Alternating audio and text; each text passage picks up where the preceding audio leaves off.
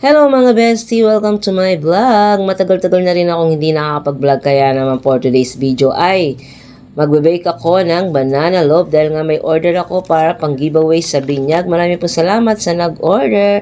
So ayan na nga at natimplan ko na ang banana loaf at maglalagay na lang ako sa mga lalagyanan. So ayan, minimix ko muna bago ko ilagay sa mga lalagyanan. At ayan na nga dahil natapos ko ng lagyan ng banana mixture ang aking mga lalagyanan kaya naman ako'y naglagay na ng dark chocolate chips.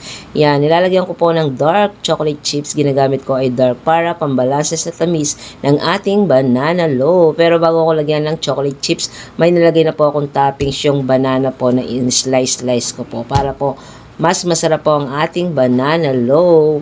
At ayan na po yung pangatlong toppings. Sa pangatlong toppings po ay raisin. At alam nyo ba mga besties, sa lahat ng ginawa kong banana loaf o tinry na banana loaf, ito talaga yung pinaka masarap at legit ang sarap. Kaya naman yung aking mga customer talagang gustong gusto nila ang aking banana loaf at binabalik-balikan nila dahil nga napakasarap at hindi ito nakakaumay. At alam nyo rin ba mga bestie na hindi naman talaga ako professional pagdating sa pag-bake at lalong hindi po ako nag-aral ng baking class. So mahilig lang po talaga akong mag-bake at mahilig po akong manood ng mga cooking tutorial. Kaya naman marami po akong natutunan pag nanonood po ako ng mga cooking tutorial. Kaya naman nagpapasalamat ako sa mga nagsishare ng kanilang mga cooking tutorial dahil sa kanila marami po akong natututunan. Pero minsan kahit nanonood ako ng cooking tutorial may mga times na minsan hindi mo makuha-kuha yung ginagawa nila especially sa pag-bake. So, ang ginagawa ko, try and try lang hanggang sa makuha ko yung tamang consistency, tamang texture at tamang timpla ng aking binibake.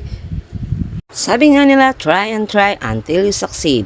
Siyempre, hindi ako sumuko. Kahit nakarami ako ng maraming ingredients, try pa rin ako ng try hanggang sa makuha ko na yung tamang timpla ng aking binibake.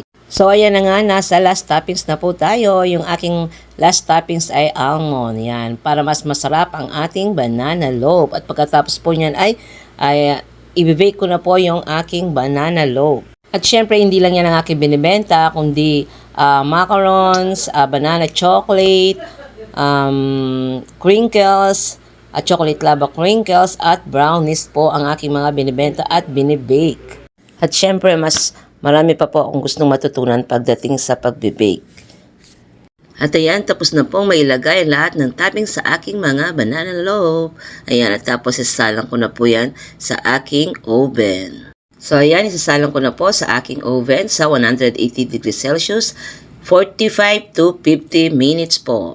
At kapag nag-golden brown na po yung ating banana loaf, ibig sabihin luto na po siya. At syempre, gagamit din po kayo ng toothpick para malaman nyo kung luto na po ang ating banana loaf. At ayan na po ang aking mga banana loaf. Yan, luto na po. So ayan po, napakarami po ng aking order ng banana loaf at marami pong salamat sa lahat na nag-order sa aking mga binibake. Yan po po, mayroon po akong binibake na brownies, macarons, crinkles, lava crinkles.